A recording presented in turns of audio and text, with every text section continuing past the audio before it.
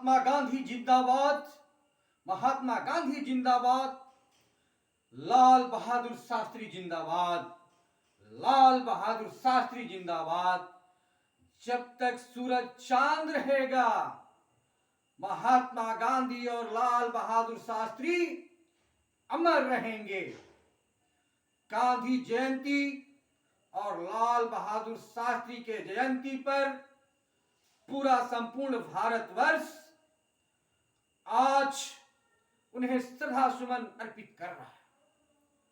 गांधी एक ऐसे महापुरुष जिसने पूरी दुनिया में सत्य और अहिंसा का पाठ पूरी दुनिया को पढ़ाया और पूरी दुनिया में भारत के नाम को ऊंचा किया, तो लाल बहादुर शास्त्री भी सादगी, कर्तव्यपरायण, ईमानदार, अनुशासन और भी कई गुणों से भरपूर पुरोधा थे।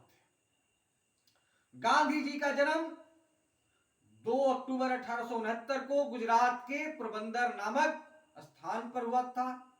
इनके पिताजी का नाम करमचंद गांधी था, माताजी का नाम पुतुलबाई था और इनकी शादी कस्तूरबा से हुई थी।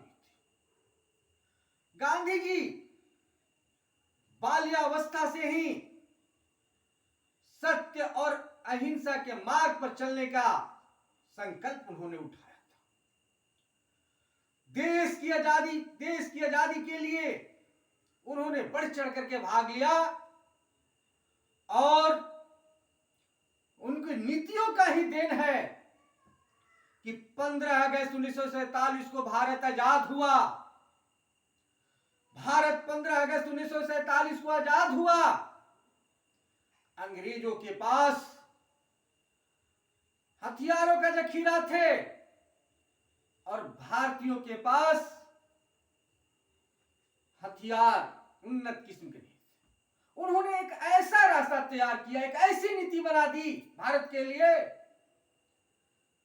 कि वो भारतीय के सामने अंग्रेजों को घुटना टेकना पड़ गया और अंतोतगत्वा अंग्रेजों को भारत छोड़कर जानी पड़ी। तब जाकर 15 अगस्त 1947 को भारत को आजादी मिली।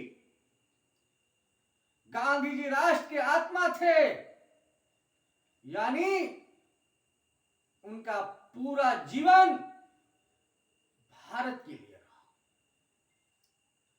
वे धर्मनिरपेक्ष व्यक्तित्व के महापुरुष थे। वे किसी के साथ भेदभाव नहीं करते थे, चाहे वो जाति का मसला हो चाहे धर्म का मसला हो। वह हिंदुस्तान में सभी को एक नजरिया से देखते थे। कुछ नकारात्मक मानसिकता के लोग को गांधी पसंद नहीं आए और एक आक्रांता ने उन पर हमला कर दिया।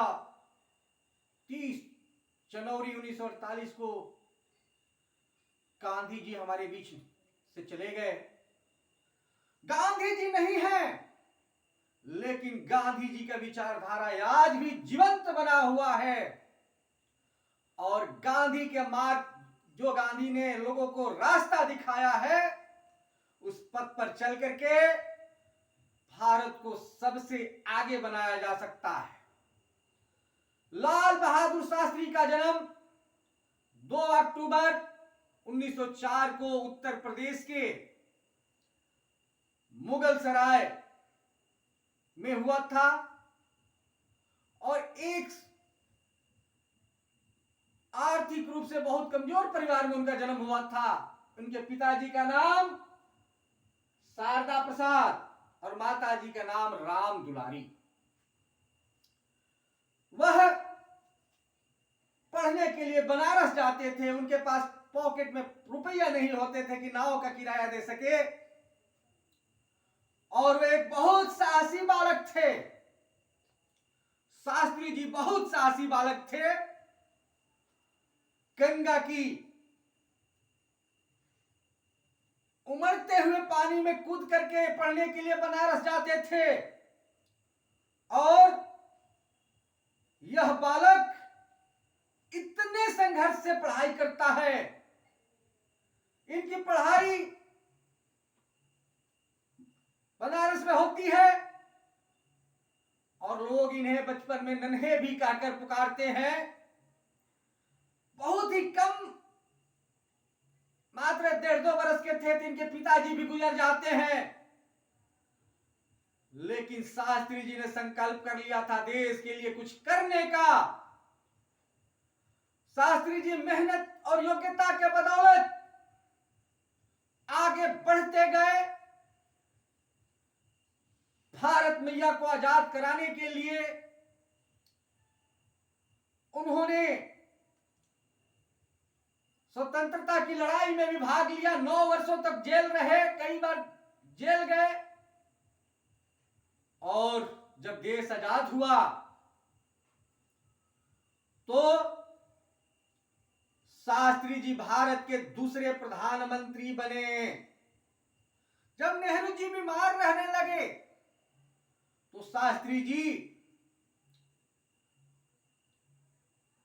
उन्हें विभागों को संभालने में मदद किया करते रहे। और शास्त्री जब नेहरू जी गुजर गए तो भारत के दूसरे प्रधानमंत्री बने। उन्होंने नारा दिया जय जवान जय किसान का, और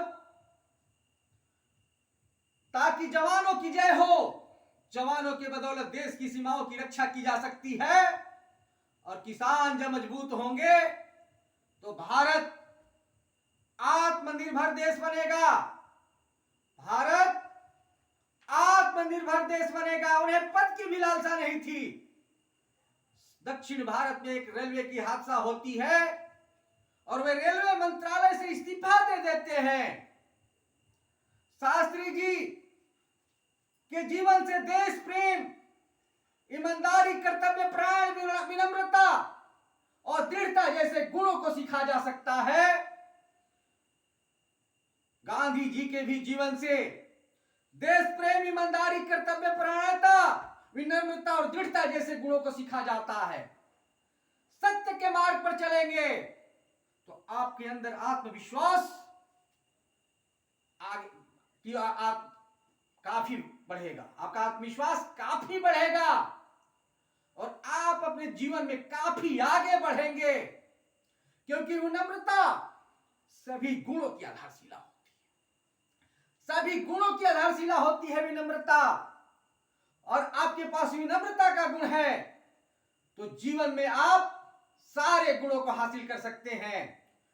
तो आप अपने जीवन में, सभी लोग अपने जीवन में गांधी और शास्त्री की विचारधाराओं को अपनाएं और भारत को सशक्त बनाएं। जय हिंद, जय गांधी, जय शास्त्री। धन्यवाद।